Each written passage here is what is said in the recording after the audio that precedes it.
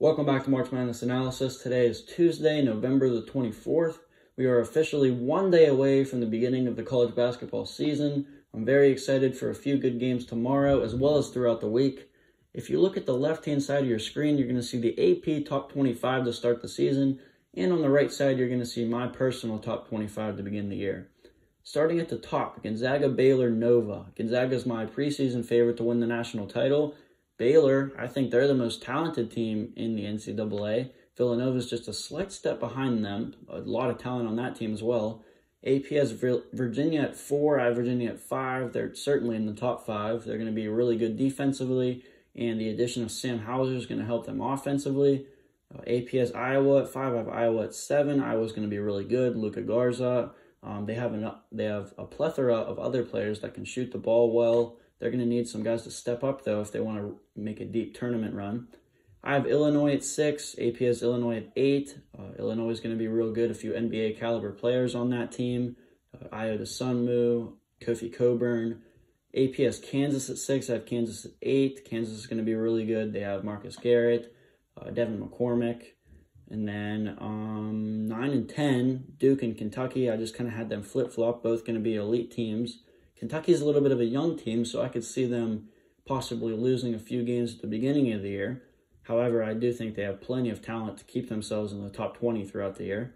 11, 12, and 13, Tennessee, Michigan State, Creighton. We just kind of had them in a little bit of a different order.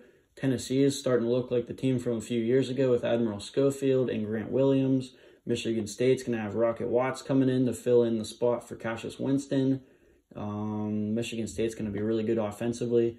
I dropped Creighton just a little bit. I'm not too high on them to start the year. If there's any teams in the top 15 that could drop out of there pretty quickly, it could be Creighton. However, they do have Marcus Zagorowski and Mitch Ballock. They have plenty of talent to keep themselves respectively in my top 15. 14, 15, 16, 17, that list could go in any order for me. If you look at 14 and 22 in both pools, in the AP, you're going to see that Texas Tech is at 14 and UCLA is at 22. I flip-flop that, and I have UCLA at 14 and Texas Tech at 22. Texas Tech, I'm not real high on to start the year. They've got a lot of new players, and I think a lot of people think they're the same team from a few years ago that made the national title game. They're really not. They have a lot of new incoming players and recruits and transfers. They have a lot of talent, but in a shortened season, are they going to be able to mesh the way other teams are? Especially if you look at UCLA, they're returning a lot of guys from a team last year that finished the season red hot. They have a lot of depth. They have a lot of balance. I like UCLA to start the year. West Virginia was at 15 in the AP. I have West Virginia at 17. West Virginia was really high, a little higher than I expected them, which is well-deserved. West Virginia is a really good team. Houston at 17. I have Houston at 18. Houston's going to be really good. A lot of seniority, a lot of balance. Arizona State was at 18 in the AP. I had Arizona State at 15. They're going to be really good. Remy Martin, a couple really solid recruits as well. North Carolina was at 16 in the AP. I have North Carolina at 21. It was a really bold prediction of the AP pool to put North Carolina that high, especially after a terrible season last year. So I'm going to give North Carolina just enough respect at 21 because last season's performance was very, very poor, which I do think they will improve drastically this year. At 19, I have LSU, and the AP did not have LSU in their rankings, which was very, very surprising to me.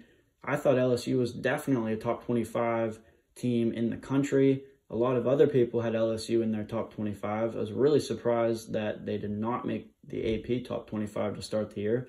I think they're really good. Trenton Watford, they've got a couple really solid players there.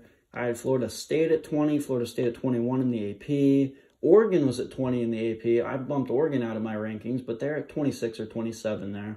And that's because they lost Peyton Pritchard. I'm interested to see how they'll respond without Peyton Pritchard. And I think they will, but they're going to have to earn that respect from me. I had Michigan at 23, had them bump up a little bit. I like Michigan to start the year. Isaiah Livers, Franz Wagner. They really proved that they were an elite team early last season. The last three teams there were Ohio State, Rutgers, Michigan. Like I said, I kept Michigan, but I have Florida and Alabama replacing Ohio State and Rutgers. Florida is going to be a lot better than people think. They have Javonte Smart, Keontae Johnson. I think they have a lot of weapons there, and they deserve a spot in the top 25. Same with Alabama. They've got a few weapons. They're a little more balanced of a team. And then Ohio State and Rutgers just barely missed my pool there. And things could change next week. You're going to see a top 25 after the first week of play. So I'm interested to watch a few games this week. There should be some good ones. I think Gonzaga and Kansas are still on the play for this week. That'll be a great game. And we've seen a couple of those games get canceled already. And hopefully that doesn't happen with some of the bigger games this week. I know tomorrow night we have San Diego State, UCLA. So if UCLA wants to stay in my rankings or in the AP rankings, they're going to have to win that game. But this is my top 25 right now. Again, it's early in the year. Things can change. But that's all I got now, and I'll see you next week.